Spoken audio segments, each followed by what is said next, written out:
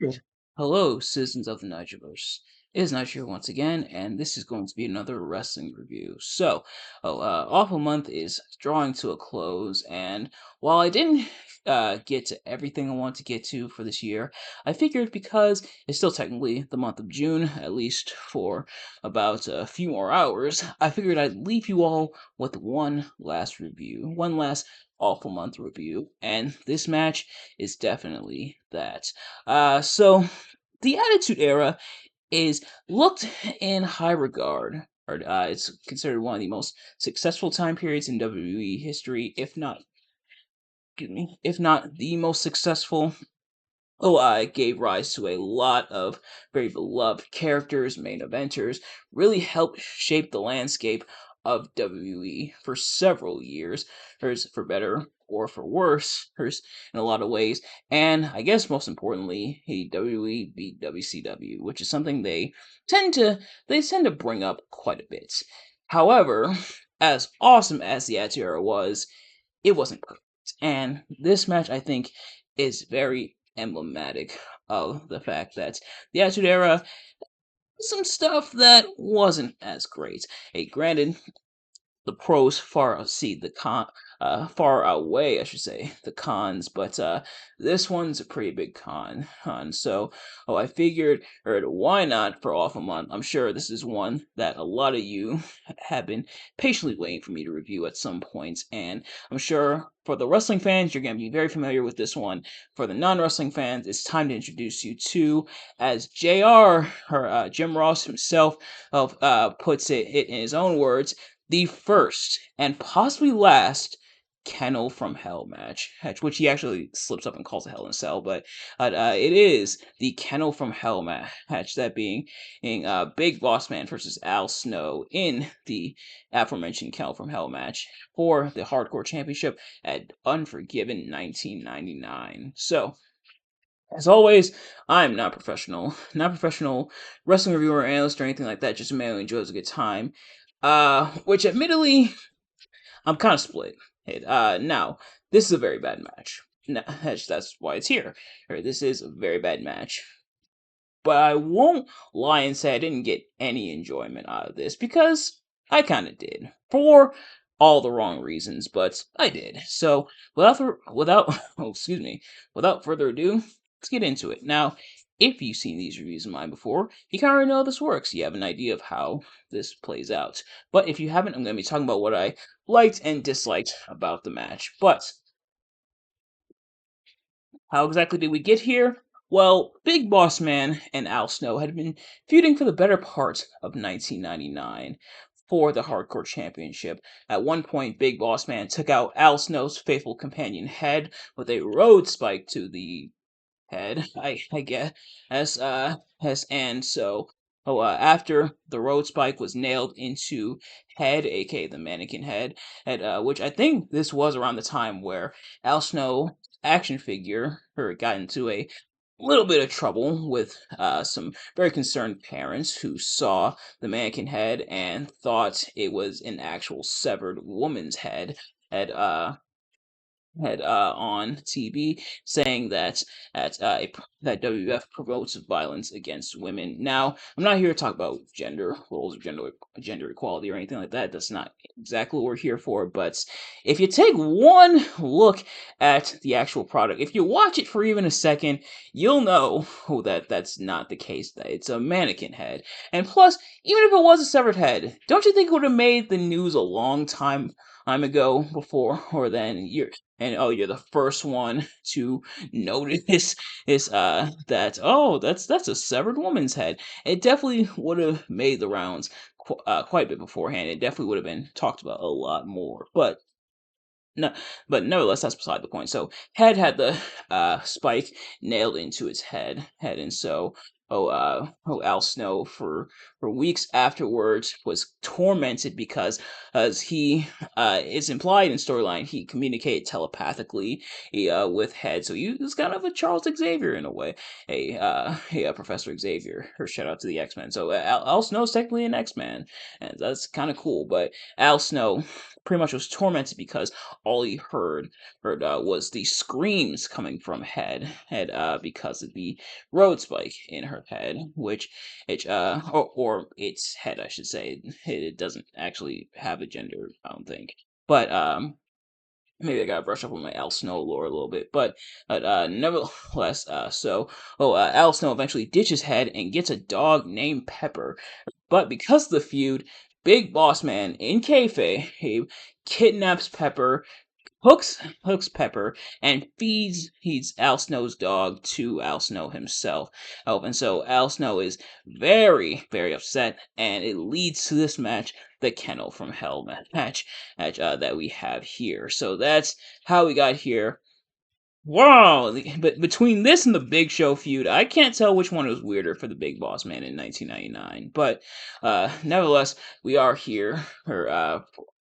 for this match, and like I said, I'm going to be talking about what I liked and disliked about the match. Starting with what I disliked, because we're obviously doing the inverse for Awful Month, so we're talking about what we disliked versus what we liked. What I dislike, pretty much everything. like, the match was pretty dull, pretty uninteresting. Which you would having a cage inside of another cage. So it's a steel cage inside of essentially a Hell in a Cell. So it's the steel cage, the blue steel cage inside of the Hell in a Cell structure. So it's a cage within a cage, kind of, I guess, a predecessor to the Punjabi prison, but it's a cage within a cage, and the whole goal, well, similar to the aforementioned Punjabi prison. The warnings were there of what they were going to do, but we didn't heed the warning. So pretty much the objective is to escape the larger cage. It doesn't have doors that open for a limited time like Punjabi prison, but the goal essentially remains the same. But you think with a stipulation like that, and with them bringing out the quote unquote bloodthirsty he Rottweiler, which they bring out partway through the match. And one of the dogs, as soon as they get into the cage, pretty much pees on the floor. Which, if that's not both a omen of things to come and an indicator of the overall feeling towards this match as a whole, then I don't know what is. But yeah, so the dogs are outside the cage. So, you would think that it'd be this heightened sense of danger. The dogs they're gonna get hit the and they gotta go past the dogs in order to escape, but not really the case. A lot of it is confined into the ring. There are some weapon spots because this is the Attitude Era after all, but it's pretty uninteresting. Big Boss Man does cut a hole in the top of the cage and tries to escape that way. And it's kind of a photo finish in a way. Not really, because Big Boss Man tries escaping through the top of the cage. Meanwhile, Al Snow just scales the top of the cage, makes it to the outer cage, avoids the dogs, and kind of like hangs off the top of the door frame and escapes out the cage that way past the dogs. So there is that. So it almost makes he's cutting the hole in the top kind of pointless. It's much like this match. And speaking of the dogs, it's much like the crowd who was stone dead silent for most of this match. The dogs were also pretty uninterested. The dogs just kind of there. They would bark at each other. They were not interested in going after either two men. The trainers who were holding the dogs by the leash kind of had to like try to guide the dogs there, but it really it didn't happen that way. The dogs were more interested in barking at each other. If I'm not mistaken, I think a couple of dogs even hump each other at one point. The dogs very not interested in what they're essentially there to do, which just makes this even better. Am I right? Al Snow even tries to like stick Big Boss Man's hand out one of the little openings within the inner cage, kind of little square openings in the cage to try to like get the dogs to bite the hand. The dogs are not taking the baits, and they don't really go after the wrestlers, which I imagine is what they're there for. But instead, they pretty much spend the entire time doing pretty much everything else that you expect from dogs. But very much not interested in going after the wrestler. So that essentially kills off one part of your gimmick.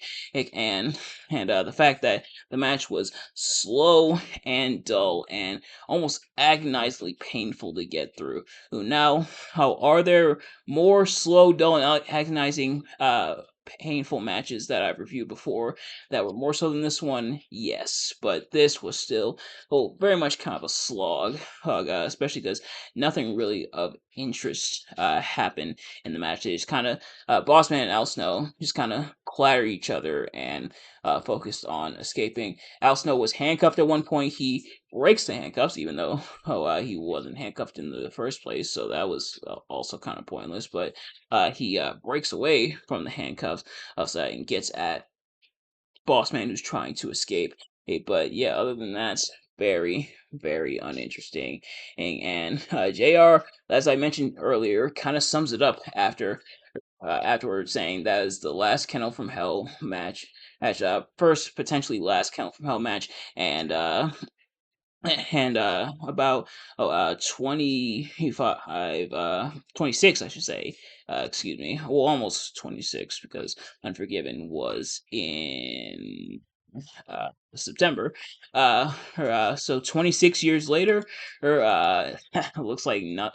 Looks like they still haven't brought back the Kennel from Hell match. I don't know what's keeping them, but they haven't, in their in their infinite wisdom, made the decision to bring back the Kennel from Hell match. At, but excuse me, but yeah, that's pretty much how the match goes, and it was definitely it was something. It was definitely something. If I had to find some redeeming qualities of the match, at least Al Snow got the win. Like you had the face go over in the end. Cool to kind of wrap up in a way this feud, which nice. He's Is there anything else I can think of? Uh, if you like dogs, they have dogs here. They kind of don't really do much. They just kind of do dog things. But if you like dogs, the match has dogs. So there's that, and the fact that this match is only 11 minutes. So even though it is slow and very agonizing and very, very dull, they at least put us off our miseries relatively quickly. So kudos to them for that. But otherwise, yeah, this match was definitely not it. But yeah, that is going to do it for this review. Thank you all so much for watching. I hope you enjoyed.